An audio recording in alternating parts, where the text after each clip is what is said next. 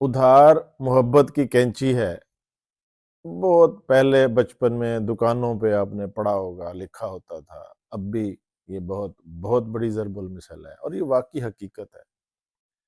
اگر آپ نے دنیا میں تعلقات کو برقرار رکھنا ہے، رشتہ داریوں کو برقرار رکھنا ہے، محبتوں کو آگے بڑھانا ہے، تو آپ کو قرض دینا پڑے گا۔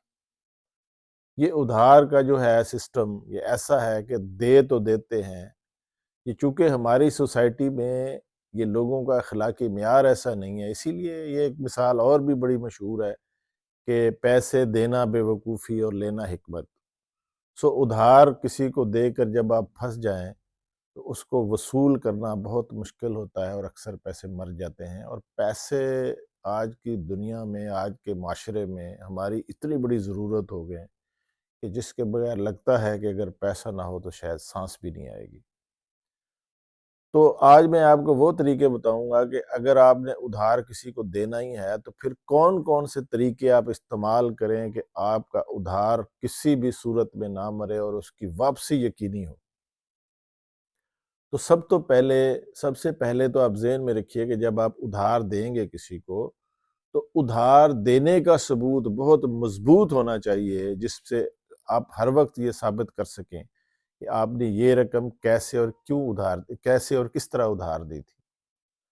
کیونکہ جب آپ کا اختلاف ہوتا ہے تو کتنے بڑے کیسز میں دیکھتے ہیں تو پہلا سوال ہوتا ہے، جی ہاں جی آپ نے مجھے تو دیے ہی نہیں، اور دینے والے نے اتنی سادگی سے دیے ہوتے ہیں کہ پھر وہ بیٹھا سوچ رہا ہوتا ہے کہ جب دیے تھے تو بڑی محبت کے تقاضے تھے، الفت تھی، محبت تھی، بھائی چارہ تھا، اور ضرورت ہی نہیں تھی، اتنا اعتماد تھا، اب کیا کریں۔ تو یاد رکھیے سب سے پہلے تو جس کو آپ نے پیسے دینے ہیں نا، اس کو کبھی کیش پیسے مت دیجیے۔ اپنے اکاؤنٹ کے ذریعے اس کے اکاؤنٹ میں ٹرانسفر کیجیے۔ اگر آپ نے ٹرانسفر نہیں کرے تو اس کو بذریعہ چیک، کراس چیک دیجیے تاکہ وہ پیسے اس کے اکاؤنٹ میں جائیں۔ اگر کراس بھی پاسبل نہیں تو کم از کم اس کے نام کا چیک دیں، یہ بھی آپ قانونی اور عدالت بینک کے ریکارڈ سے ثابت ہو جاتا ہے کہ آپ کا کون سا چیک کس آدمی نے کیش کرایا ہے۔ اگر ایسا نہیں ہے تو آپ پھر یہ کیجئے کہ ان پیسوں کی کوئی تحریر بنائیے، کم از کم کوئی اقرار نامہ اسٹامپ لکھ لیجئے جس میں وہ تسلیم کرے کہ یہ میں پیسے ادھار لے رہا ہوں اور وہ آپ کو ادا کرے، ثابت ہو جائے کہ آپ نے پیسے اس کو دیے ہیں۔ اور ان ٹرانزیکشنز میں کوشش کیجئے کہ کوئی نہ کوئی آپ کا گواہ بھی موجود ہو۔ کوئی صورتیں نہیں ہیں، آپ منی آرڈر کے ذریعے دے سکتے ہیں۔ آپ کو آج کل تو ڈاک خانے میں بھی بہت فاسٹ ٹرانزیکشن کے اسکیمیں موجود ہیں، یعنی کہ کوئی نہ کوئی ایسا ثبوت ہونا چاہیے جس سے پتہ چلے کہ آپ نے وہ پیسے دیے ہیں۔ اب یہ ساری باتیں پاسبل نہیں تو کم از کم ویڈیو بنا لیجئے۔ آج کل تو ہر کسی کے ہاتھ میں ایک موبائل ہے، ماڈرن ڈیوائسز میں اب ایویڈنس جو ہے، اس کو ایویڈنس کا درجہ حاصل ہے، یہ بھی ہو سکتا ہے۔ اس طرح آپ کا سب سے پہلا ثبوت تو یہ کہ آپ نے پیسے دیے کیسے ہیں، یہ آپ کے پاس ہونا چاہیے۔ پھر کوشش کیجئے کہ جو پیسے آپ کسی کو دے رہے ہیں کم از کم تو ایک واٹس ایپ پر یا دوسرا میسج SMS بھیج دیجئے کہ جی آپ نے جو اتنے پیسے مجھے ادھار دیے تھے وہ میں نے آپ کو بھیج دیے ہیں بینک کے ذریعے، فلاں فلاں ذریعے، تو مہربانی کر کے نا جو آپ نے مجھے فلاں ڈیٹ دی ہے اس پہ ان کو واپس کر دیجئے گا۔ تو اگر وہ اس میسج پہ پاسبل رپلائی کرے تو بھی یہ قسم کا ثبوت اور ریکارڈ ہے، یہ آپ کو شہادت میں کام آ سکتا ہے۔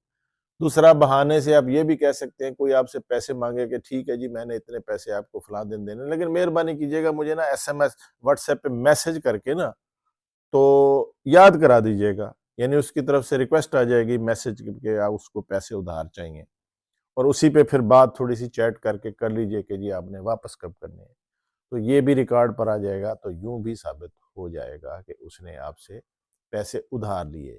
اب آ جائیے واپسی پر۔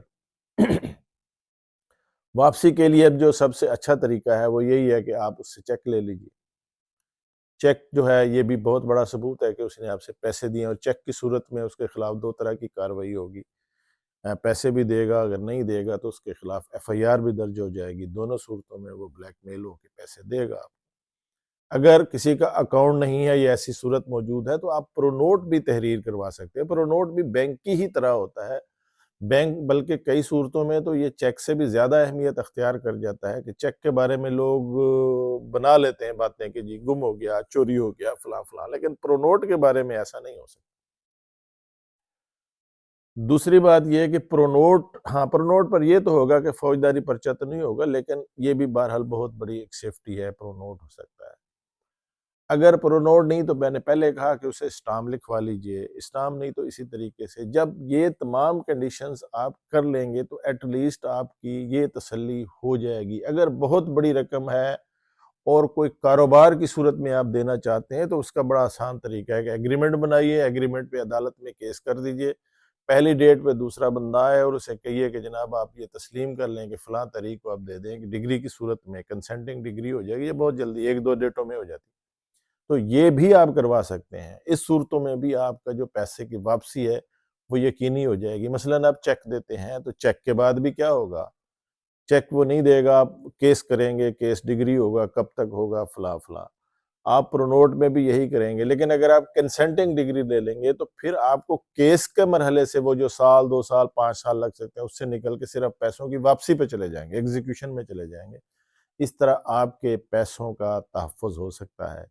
مگر آخری بات یہ ہے کہ اگر آپ نے کسی کے سے پیسے وصول کرنے ہیں یا ادھار کو بچانا چاہتے ہیں یا اپنے تعلقات، تو پھر سب سے اچھا طریقہ تو یہ ہے کہ ادھار دیجئے ہی نہیں۔ کوئی بھی بہانہ کر لیجئے، ادھار مت دیجئے، کیونکہ آج کل ادھار لینے والے 99% تو بدنیتی سے قرضہ لیتے ہیں۔ کوئی ایک آدھا ہوتا ہے جس کو ضرورت ہوتی ہے، ہاں مستحق کسی کو سمجھ کے اس کی اپنی حیثیت کے مطابق، اس کی ضرورت کے مطابق ویسے مدد کر دیجئے۔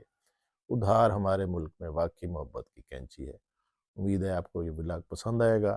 سبسکرائب ضرور کیجئے اور شیئر کیجئے دوستوں میں۔ وسلام۔